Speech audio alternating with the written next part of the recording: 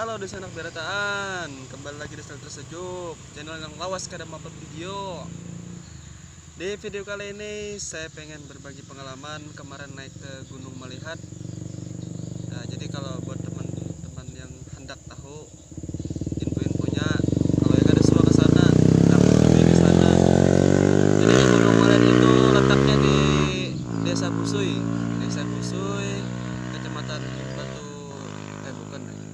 Desa Busui, ya, Kecamatan Batu Sopang, Kabupaten Pasir, itu di Kalimantan Timur. Nah, semalam tingginya waktu dilihat di altimeter itu tingginya 906 mdpl. Nah, kata teman-teman yang daki sebelumnya tuh tingginya mendekati 1000, tapi ternyata pada saat di altimeter yang membawa itu tinggi cuma 906 aja. Iya kali ya, perubahan ketinggian itu bisa berubah-ubah. Ya saya setuju-setuju aja, karena saya mikir ketinggian gunung itu berpengaruh juga sama pergerakan lempeng tektonik bumi, dan itu juga pernah saya pelajari. Kalau kalian yang nonton ini ngerasa aneh, ya silakan aja sih. Cuman yang saya alami ya itu ketinggiannya berubah.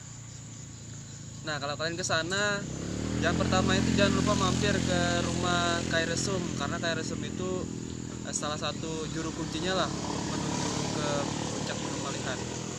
Semua pendaki yang pernah ke sana itu pasti mampir di rumah Kairesum.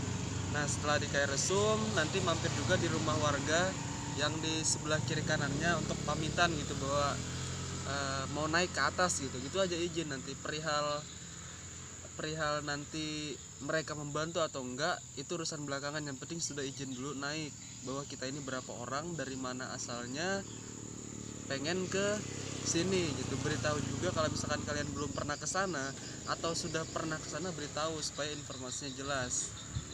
Nah, kemudian kalau jalur pendakian itu ada dua alternatif ya.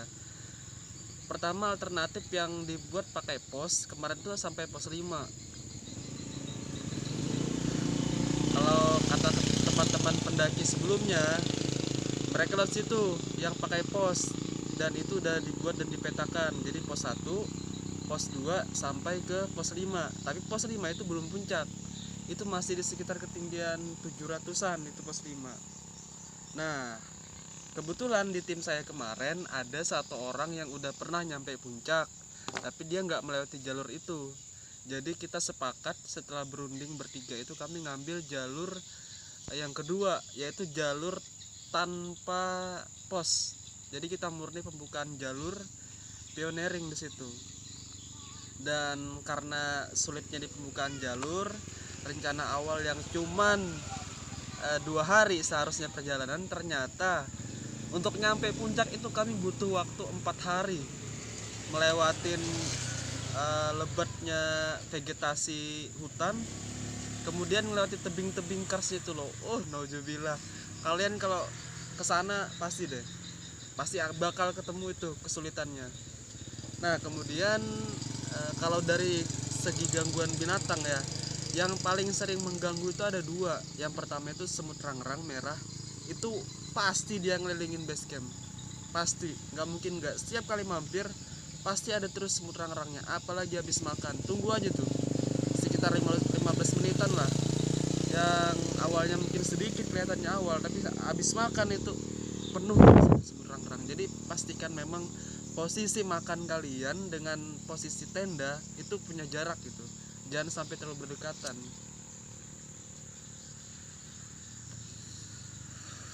Nah, kemudian selain semut rangrang, pengganggu kedua setelah di jalur pendakian itu adalah binatang terbang yang sering gangguin di daerah muka gitulah.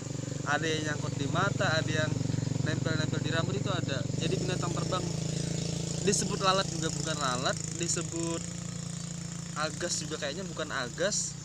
Kita nyebutnya binatang terbang aja gitu. Jadi selama pendakian itu kami beberapa kali disangkutin hewan terbang itu di mata gitu, sehingga mengganggu perjalanan.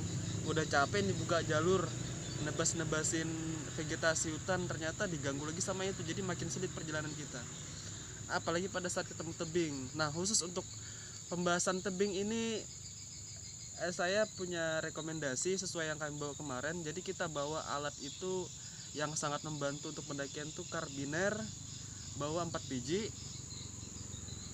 terus bawa webbing 5 gulung. Nah, kenapa 4 karabiner dan kenapa 5 gulung? Karena itu menentukan tinggi tebing yang akan kita lewati. Batu karsnya itu loh kita lewatin.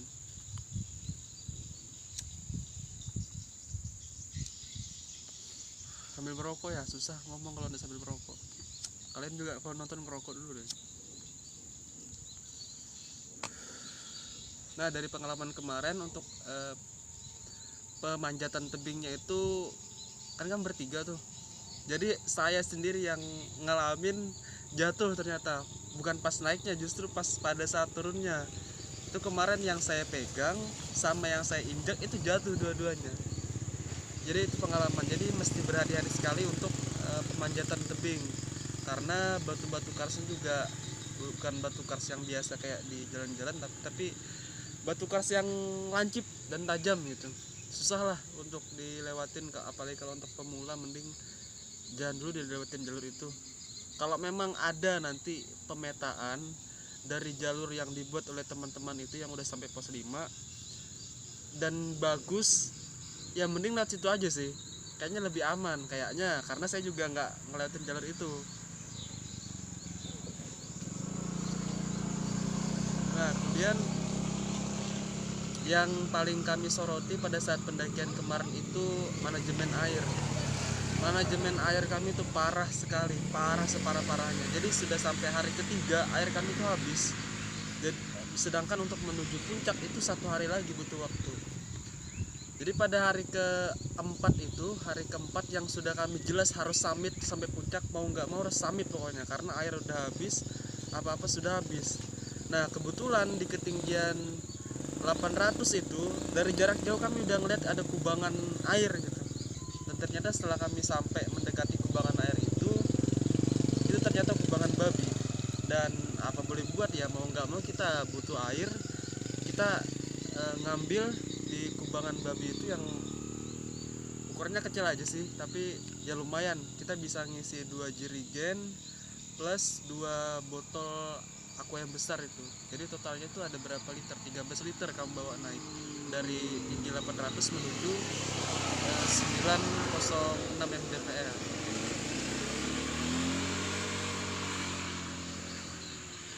Nah, ini lagi mengenai base camp.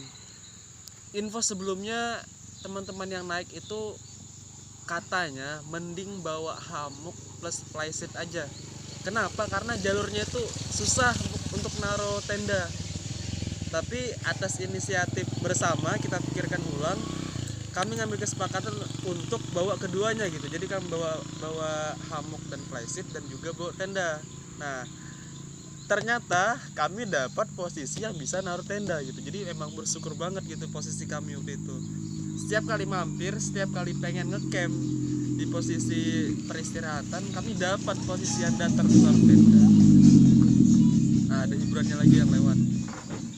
Nah, kemudian pada saat jalur turun ya, pada saat jalur turun, kalau kalian bisa ngelihat dari posisi puncak itu ada dua posisi untuk turun. Dan kalau kalian cermat lagi, kalian bisa milih jalur yang 1 hari itu udah pasti nyampe 1 hari, pasti itu nyampe 1 hari. Dan saya juga kemarin 1 hari turun nyampe. Nah, kalau pemilihan jalur turunnya tidak cermat, ada kemungkinan waktu turun bisa mencapai 2 hari untuk turun. Jadi benar-benar dipastikan posisi turunnya lewat jalur itu. Kalau misal dari puncak kami ngarah ke arah Desa Buso itu, kalau di kanan kalian bisa turun lewat sungai, tapi jalurnya lumayan, punggungan gunungnya lumayan. Sedangkan kami kemarin ngambil di posisi turunan sebelah kiri, jadi melewati vegetasi hutan yang agak ringan itu, agak renggang posisi vegetasinya. Kami lihat situ kemarin, dan memang itu sehari pasti nyampe ya, alhamdulillah lah nyampe. Dan manajemen air untuk pulang, kalau kalian ketemu di tebing-tebing kars itu ada tebing-tebing yang bisa nampung air. Kalian cari aja di situ, pasti dapat. Nah kemarin kami juga dapat dan bisa ngisi 2 jerigen, yang memang usahanya juga lumayan sih untuk cari air ya. Itu menjadi catatan khusus sih mengenai apa ini loh, apa sih kalau kita turun itu namanya, dehidrasinya itu loh, parah betul kalau turun, bangke. Kami kena parah betul kemarin. Itu aja sih kalau untuk turunnya, karena udah pasti sehari nyampe turun. Kalian kalau sudah nyampe langsung laporan sama kayak resum, dan sebelum pulang kalian harus pamitan. Intinya untuk sosiologi pedesaan agar kita dan pendaki-pendaki selanjutnya dipermudah untuk perizinan, maka tetap dijaga. Itu aja sih informasinya untuk pendakian ke Gunung Malihat. Kalau kalian yang belum pernah, monggo silahkan, lumayan treknya. Dan jangan menganggap ini deh, ketinggian gunung itu berpengaruh sama kesulitan gitu. Intinya kalau sudah namanya gunung, mau itu tinggi mau itu rendah, dia punya kesulitannya masing-masing. Itu aja. Salam lestari.